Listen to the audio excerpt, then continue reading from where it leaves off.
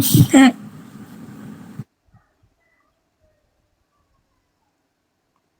बेटा, वो बच्चे रो रहे थे इसलिए नहीं पढ़ा पा रहा था मैं अभी।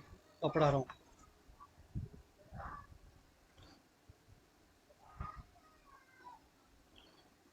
चलो, माइक्रो प्रोसेसर के बारे में पढ़ेंगे हम आज। क्या है माइक्रो प्रोसेसर?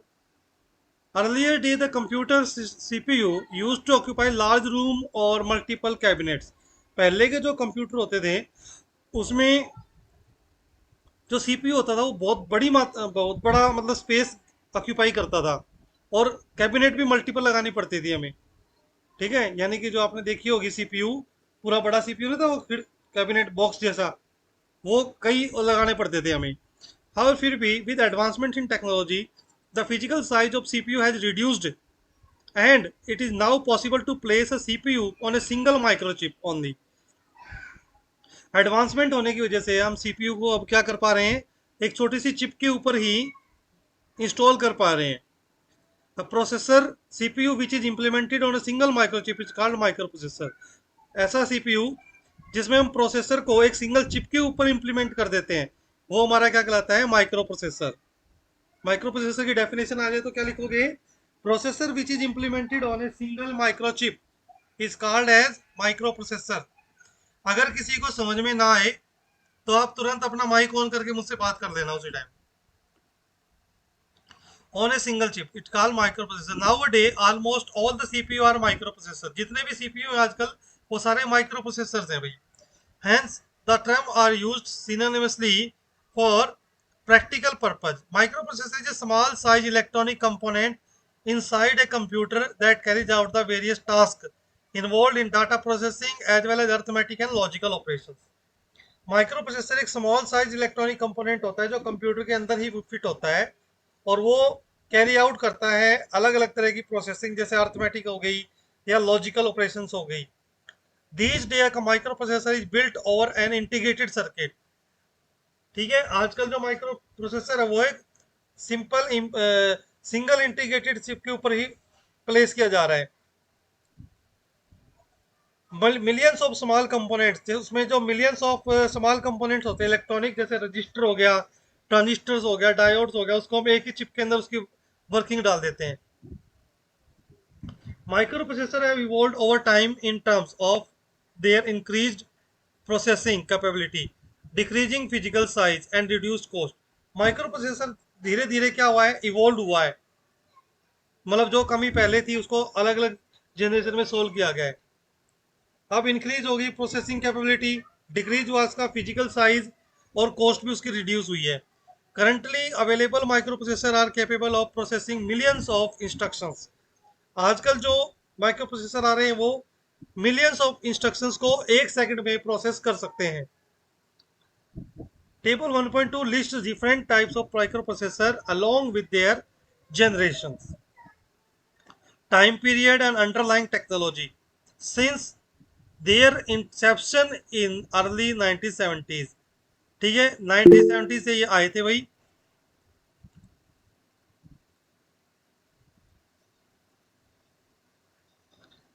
ध्रुव रीव कर गया है।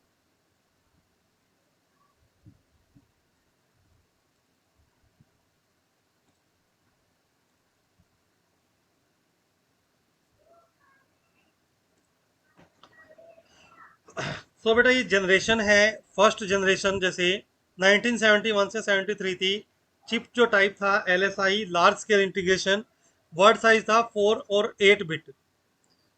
मैक्सिमम मेमोरी साइज थी उस टाइम पे 1 KB। Clock speed 101 kilo hurt से 200 किलो हर्ट तक, और कोर थी सिंगल। एग्जाम्पल इंटेल 8080, ये इसका एग्जाम्पल था भाई। इंटेल 8080 जो था हमारा उस टाइम का माइक्रो प्रोसेसर होता था 1971 से 73 के बीच का। सेकंड जनरेशन आई प्रोसेसर की 74 से 78, ये भी LSI था, 8 बिट का था, 1 MB। मैक्सिमम मेमोरी साइज इसकी 1 MB हो गई थी, और 2 मेगा हर्ट्ज तक इसकी क्लॉक स्पीड थी। सिंगल कोर था ये भी। मोटरोला 6800 और इंटेल 8085, ये सब क्या थे? ये दोनों ऐसे ही प्रोसेसर थे भाई। फिर आया थर्ड जनरेशन 1979 से 80 तक। अब आया VLSI, very large scale integration. 16 bit का ये होता था।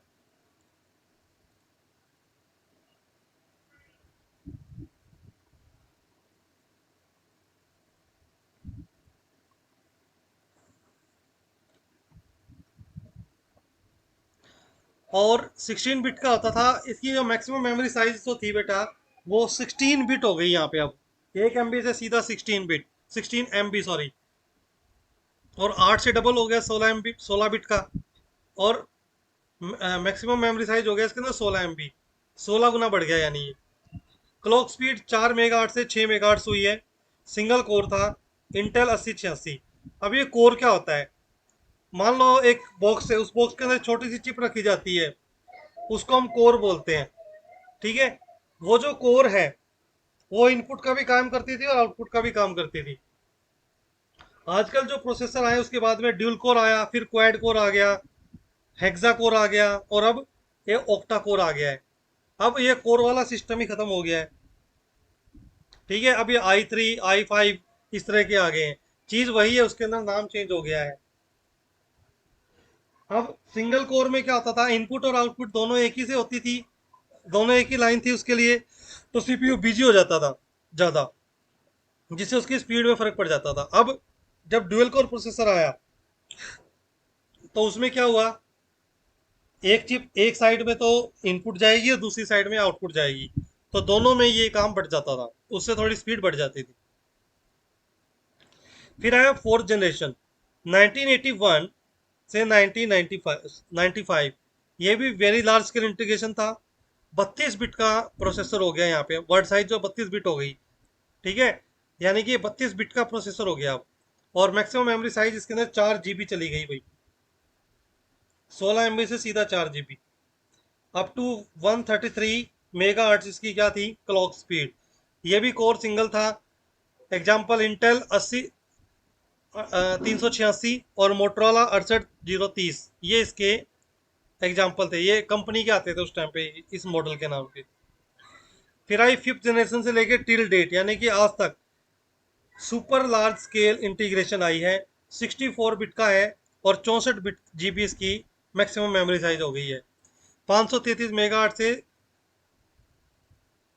34 गीगा तक का ये क्लॉक स्पीड हो गई है यहाँ पे। और मल्टी कोर हो गया, यानी कि एक से ज्यादा कोर हो गई। अब इसका जो नाम था, जैसे पेंटियम, सेलरॉन, एक्सियन, ये जो थे वो तुम्हारे, ये उस कंपनी के थे, इंटेल कंपनी के ही थे ये। पेंटियम कोर का नाम सुना हो आपने, सेलरॉन का नाम सुना हो, है ना? ये वही चीज थी बेटा।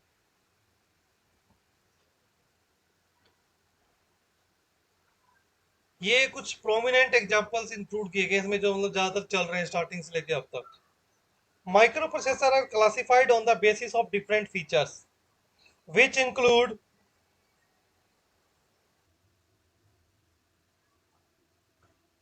चलो कंटिन्यू करते हैं। Microprocessors are classified on the basis of different features, which include chip type, word size, memory size, clock speed. These features are briefly explained below. Word size क्या होता है? Word size is the maximum number of bits that a microprocessor can process at a time. Word size में maximum number of bits होते हैं कि कोई microprocessor कितने number of bits को एक टाइम पे प्रोसेस कर सकता है। जैसे 4 बिट था, 8 बिट था बेटा ये। Earlier a word was of 8 bit, मतलब कि ये 8 बिट का था, यानी 1 बाइट का। As it was maximum limit at that time, उस टाइम की ये बहुत ही मैक्सिमम स्पीड थी, लिमिट थी। At present the maximum minimum word size जो है आजकल वो 16 बिट हो गया है। और मैक्सिमम कितना हो गया है, 64 बिट का हो गया है। आजकल जितने भी प्रोसेसर आ रहे हैं वो सारे 64 बिट के आ गए हैं। देखो मैं आपको दिखाता हूँ अभी।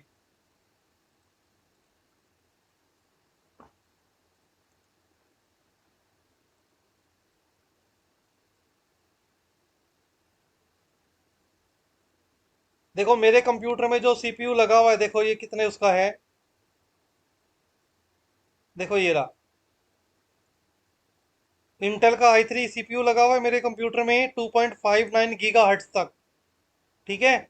2.10 गीगा हर्ट्ज से ये 2.59 गीगा हर्ट्ज तक का है ये। और इसकी जो रैम देखो कितनी है इसके अंदर, 8 GB। और 7.81 GB यूजेबल है, बाकी ये मशीन ले लेती है अपने रीराइट ऑपरेशन के लिए। और देखो 64 बिट का ऑपरेटिंग सिस्टम है ये रहा, 64 बिट्स ऑपरेटिंग सिस्टम। और ये देखो X64 बेस्ड प्रोसेसर, ये मेरी प्रोसेसर की वर्ड लिमिट है 64। बिट के हिसाब से है ये, ठीक है। और विंडो 11 ऐसे चेक करते हैं बेटा इसके अंदर। मैन्युफैक्चरर इसका HP है।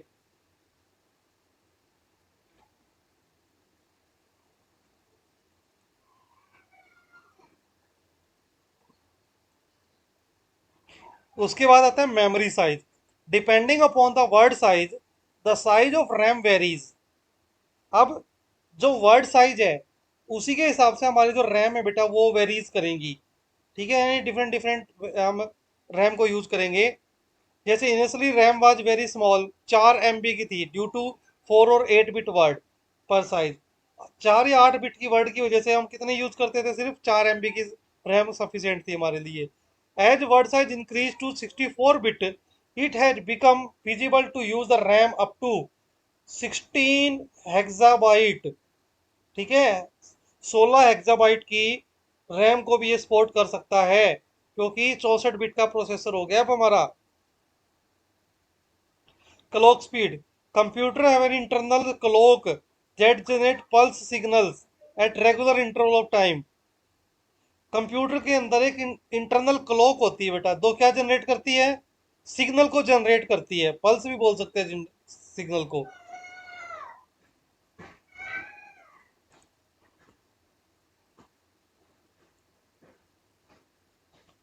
सो बेटा ये हमारी क्लॉक स्पीड होती है, हम इसे क्लॉक स्पीड से बता सकते हैं आपको ये। कंप्यूटर के अंदर इंटरनल एक क्लॉक लगी होती है जो सिग्नल को जनरेट करती है एक रेगुलर इंटरवल ऑफ टाइम के उसमें, ठीक है। जैसे घड़ी में क्या होता है, वॉच में 60 टाइम तक जब वो घूमती है हमारी सेकंड वाली सुई, तब जा करके आपकी जो मिनट है वो 1 मिनट आगे बढ़ती है। ठीक वैसे ही इसमें भी एक स्पीड के लिए क्लॉक लगी होती है जो इसको बताती है कि कौन सी इंस्ट्रक्शंस कब इसको प्रोसेस करनी है, ठीक है। Clock speed simply means the number of pulses generated per second by the clock inside a computer. Computer के अंदर कितनी सेकंड में एक पल्स जनरेट की जा रही है ये उसको बताता है। The clock speed, the clock speed indicate the speed at which the computer can execute instructions earlier. Clock speed ये बताती है कि कोई भी कंप्यूटर कितनी जल्दी से किसी इंस्ट्रक्शंस को एग्जीक्यूट कर सकता है। It was measured in hertz and kilohertz, but with advancement in the technology and chip density it is now measured in gigahertz. लेकिन अब जो टेक्नोलॉजी में एडवांसमेंट हुआ है उसकी वजह से हम इसको किस में नापते हैं, गीगा हर्ट्स में नापते हैं। Gigahertz equal to billions of pulses per second. Gigahertz का मतलब क्या होता है, billions of pulses per second. Per second के हिसाब में कितनी बिलियंस ऑफ पल्सेस को ये जनरेट कर सकता है, ये उसकी क्या होती है, स्पीड होती है। अब आती है core. Core is the basic component of unit. Core क्या है, बेसिक यूनिट है ये सीपीयू का। Earlier processor had only one computation unit, thereby capable of performing only one task at a time। जो हमारा पहले का प्रोसेसर होता था उसमें केवल कंप्यूटेशन यूनिट एक ही होती थी, जिसकी वजह से वो एक टाइम पे एक ही कार्य कर सकता था। With the advent of the microprocessor, जैसे ही मल्टी कोर प्रोसेसर आया, it has become feasible, sorry possible for the computer to execute multiple task. इससे मल्टीपल टास्क को हम एक साथ कर सकते थे क्योंकि मल्टी कोर आ गया था हमारे पास। There by increasing the system's performance, इससे सिस्टम की परफॉर्मेंस इंक्रीज हुई है। सीपीयू विद 2, 4 और 8 core is called dual core processor, quad core and octa core and processor respectively. जो ड्यूल कोर होता है उसमें 2 कोर होती हैं, क्वाड कोर में 4 होती हैं, ऑक्टा कोर में 8 होती हैं और हेक्सा कोर में 6 होती हैं, ठीक है। इतने कोर होती है बेटा, ये तो मल्टी कोर इसीलिए बोलते हैं इसको। सर एक बार दोबारा समझाना कोर। कोर, कोर क्या आती है बेटा, ये ये एक्चुअली में मैंने अभी बताया था ना आपको कि उसके अंदर एक कंपोनेंट होता है सीपीयू के अंदर। मान लो एक चिप के अंदर 2 चिप इंस्टॉल है, ठीक है, और या फिर एक सिंगल चिप इंस्टॉल है। सिंगल चिप इंस्टॉल है ना, तो आप ये समझो कि उसके अंदर इनपुट का काम और आउटपुट का काम दोनों एक साथ ही होगा, ठीक है। अगर सीपीयू में इनपुट का काम चल रहा है तो आउटपुट का काम नहीं हो सकता, इससे जो स्पीड है वो कम हो जाएगी। लेकिन साइंटिस्ट ने इसके अंदर और एडवांस किया, तो इसके अंदर सोचा कि क्यों ना मल्टी कोर बना दिया जाए। अब उसने चिप के अंदर एक और कर दी, एक और बना दिया, यानी कि एक कंपोनेंट और लगा दिया। जो इनपुट का काम करता था वो अलग कर रहा है, आउटपुट का काम अलग कर रहा है। ठीक है, मान लो जब आउटपुट का काम नहीं चल रहा है तो आउटपुट वाली भी तो फ्री है ना, तो इनपुट का काम भी उधर जा सकता है। क्लियर, उससे स्पीड इंक्रीज हो जाती है बेटा। ये होती है कोर की फंक्शनलिटी। अब देखो, मैंने आपको बताया था सिंगल कोर तो सिंगल ही रहेगा, ड्यूल कोर का मतलब डबल होता है, ड्यूल माने डबल। और क्वैड क्वैड का मतलब होता है चार। ऑक्टा का मतलब होता है आठ, सिखाया था मैंने तुम्हें पहले भी। और हेक्सा का मतलब होता है सिक्स, जैसे हेक्साडेसिमल है तो 6 + 10 16 होता है ना। हेक्सा का मतलब 6 कोर होता है उसमें। अब क्या हो रहा है, जो i3 वगैरह सिस्टम आ रहे हैं उसके अंदर क्या है, i3 का जो सिस्टम है बेटा, उसके अंदर आपको डबल कोर मिल रही है, डबल नहीं, सॉरी, 4 कोर मिल रही है इसके अंदर। इसलिए स्पीड ज्यादा फास्ट होती है i3 की। आगे आता है बेटा माइक्रो कंट्रोलर क्या होता है। जैसा कि नाम ही बता रहा है आपको, माइक्रो कंट्रोलर, छोटा सा controller. The micro controller is a small computing device which has a CPU, a fixed amount of RAM, ROM and other peripheral are embedded on a single chip as compared to microprocessor. ठीक है, that has only a CPU on a chip. अब जो micro controller था बेटा, वो micro processor की तरह था, लेकिन माइक्रो प्रोसेसर में क्या था, केवल एक सीपीयू इंस्टॉल किया होता था। लेकिन जो माइक्रो कंट्रोलर आया उसके अंदर सीपीयू तो फिक्स किया, साथ में रैम भी फिक्स कर दी, और रैम रोम और इनपुट आउटपुट डिवाइस भी इसके अंदर एम्बेडेड कर दिए गए। पेरिफेरल का मतलब यही होता है, इनपुट आउटपुट डिवाइसेस। ठीक है, इनको भी इसके अंदर फिट कर दिया गया, तो उसको हम क्या बोलेंगे, micro controller. The structure of A micro controller is Son figure 1.9। देखो ये रहा, क्लॉक, सीपीयू, मेमोरी, ये सिस्टम बस है इसके अंदर, और ये इनपुट और आउटपुट और पावर पोर्ट है। तो देखो इसके अंदर सीधा बना दिया ना इसने माइक्रोचिप, इसके अंदर डबल टांग है, एक इस साइड है और एक इस साइड है। तो ये माइक्रो कंट्रोलर का काम कर रहा है यहाँ पे।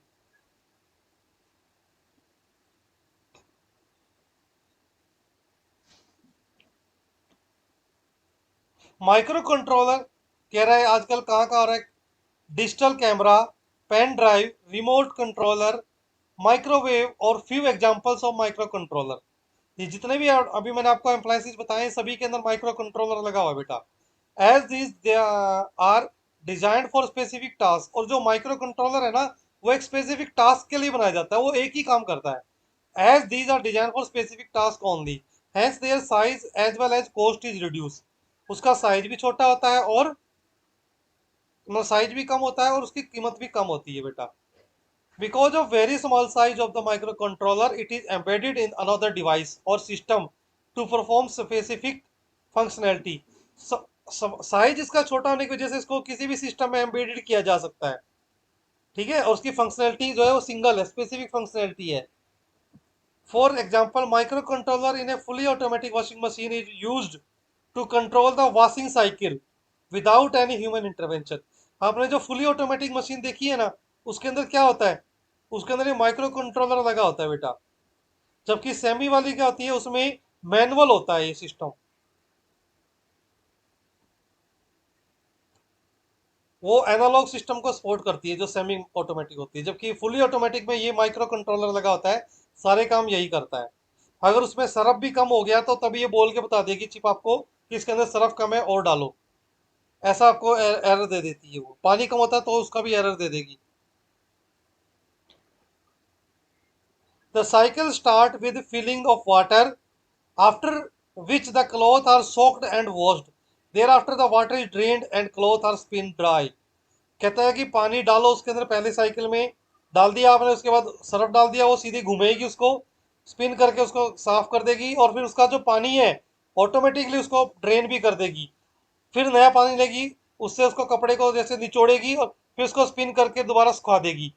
ठीक है, और आपके कपड़े, सूखे हुए कपड़े बाहर आ जाएंगे। ये होती है फुली ऑटोमेटिक मशीन, ये माइक्रो कंट्रोलर का काम होता है। The simple use of micro controller has permitted repetitive execution of TDS task automatically.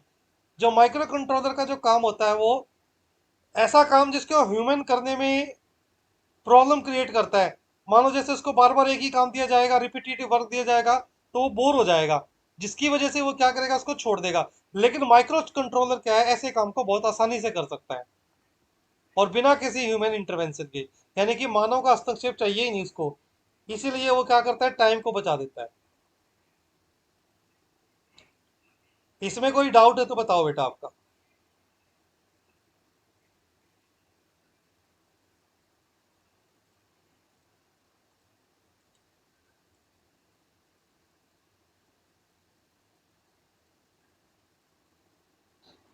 Yes बेटा, है कोई डाउट आपका? No sir. माइक्रो कंट्रोलर समझ में आया? माइक्रो प्रोसेसर और माइक्रो कंट्रोलर में क्या फर्क है? Yes sir. ठीक है।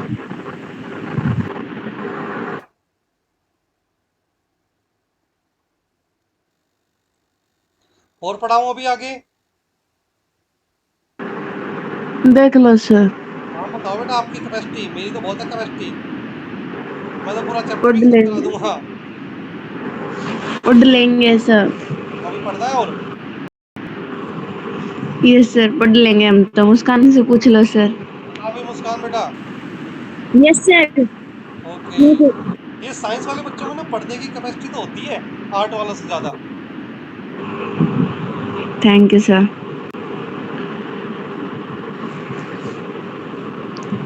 चलो, डेटा एंड इंफॉर्मेशन क्या होता है? Computer is primary for processing the data.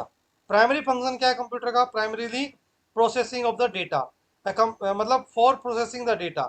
Primarily computer किस लिए होता है? डेटा प्रोसेसिंग के लिए होता है। और computer system considered everything as data. Computer system हर चीज को डेटा ही मानता है, चाहे आप उसके अंदर कुछ भी डाल दो। अगर आपने अपनी पिक्चर भी डाल दी है ना उसमें कंप्यूटर में, तो वो भी क्या हो जाएगा, एक प्रकार का डेटा ही है। वो क्या करके रखता है, वो ये कलर को कोड बना करके उसको अपने अंदर उसकी ना इंफॉर्मेशन को डेटा के रूप में स्टोर कर देगा कि कौन से पिक्सल को कितने कलर चाहिए। ठीक है, उसको इंस्टॉल करके रखता है उसको। अगर मैं आपको बताऊं कि डाटा क्या होता है, data is the raw fact and figures. ठीक है, और जब डेटा को प्रोसेस कर दिया जाता है तो वो क्या बन जाता है, इंफॉर्मेशन बन जाता है। कंप्यूटर के लिए हर चीज जो है क्या है, डाटा है। जैसे पिक्चर, सॉन्ग, वीडियो, डॉक्यूमेंट, ये सब उसके लिए डेटा है और कुछ नहीं है। रो एंड अनऑर्गेनाइज्ड फैक्ट को हम क्या बोलते हैं, डेटा बोलते हैं। जब इसको प्रोसेस कर दिया जाता है तो मीनिंगफुल इंफॉर्मेशन निकल के आती है। So understanding the concept of the data along with the different types of crucial to understand the overall functioning of computer. Sometimes people use the terms data, information and knowledge interchangeably, which is incorrect. कभी कभी क्या होता है कि data, information को और knowledge को एक ही जैसा बोल दिया जाता है कि इसका कोई फर्क नहीं है। दैट इज रॉन्ग है, इनकरेक्ट होता है, सभी में फर्क होता है बेटा।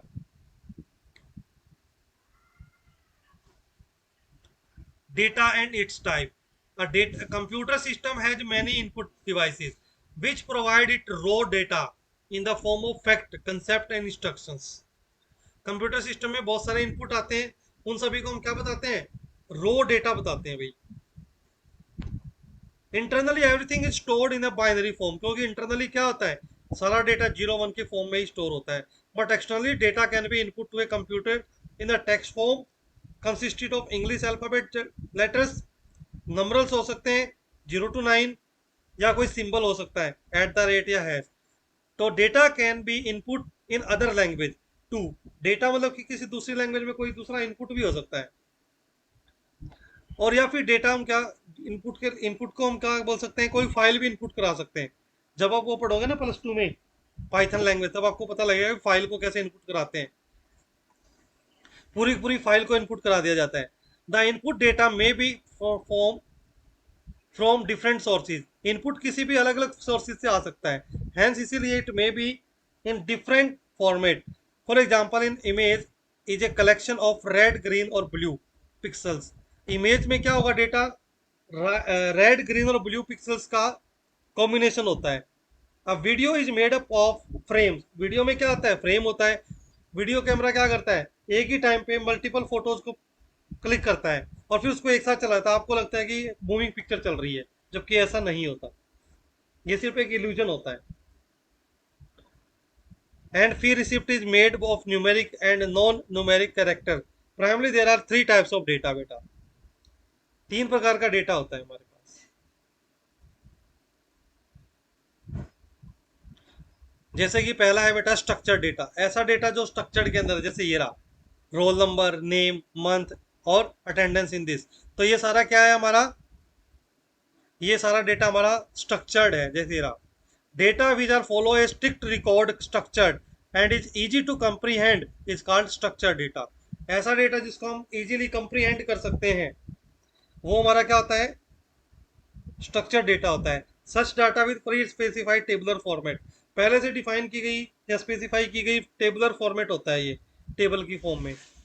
File to access the future, future में हम उसको एक्सेस कर सकते हैं टेबल को। अभी बता रहा है कि स्टूडेंट का रिकॉर्ड मेंटेन किया 1.3 टेबल में, देखो ये रहा, जैसे ये 1.3 टेबल है बेटा। It is clear that such data is organize in row and column format and easily understandable. Understandable क्यों है, देखो जरा एक बार। R1 रोल नंबर है, मोहन मंथ मई, और इसकी अटेंडेंस कितनी है 95। अब जब इसको प्रोसेस कर देंगे तो पता लग जाएगा मोहन का रोल नंबर 1 है जो मई महीने में 95% अटेंडेंस है उसकी। तो यानी कि एक इंफॉर्मेशन बन गई बेटा, इसलिए बोलते हैं इसको कि स्ट्रक्चर्ड है ये डेटा। और कौन कौन से एग्जांपल है, जैसे include sales transactions, online railway ticket booking, ATM transaction, ये सारी क्या है, स्ट्रक्चर्ड डेटा है बेटा।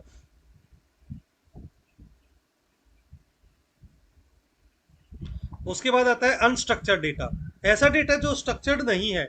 Data which are not organized in predefined record format is called unstructured data. Example include audio and video file, graphics, text document, social media post, satellite image. ये सब क्या है हमारी, ये अनस्ट्रक्चर्ड, इसका कोई स्ट्रक्चर नहीं है। Report card with monthly attendance record, details sent to parents, such data are unstructured as they consist of textual content as well as graphics and which do not follow the specific format। देखो जैसे ये रहा school का लोगो, name आ गया, इसी में आपका क्या आ गया, टोटल क्लास हेल्ड या न्यूमेरिक डाटा आ गया। उसी के बाद में क्या आ गया, देखो ये इसने ये ग्राफ भी बना के दिखा दिया, ये सिग्नेचर भी आ गया। यानी कि क्या, ये सारा डेटा अनस्ट्रक्चर्ड है बेटा, स्ट्रक्चर्ड नहीं है ये। आज हम यहीं तक पढ़ेंगे, इसमें कोई डाउट है तो बताओ आप लोगों का। No sir.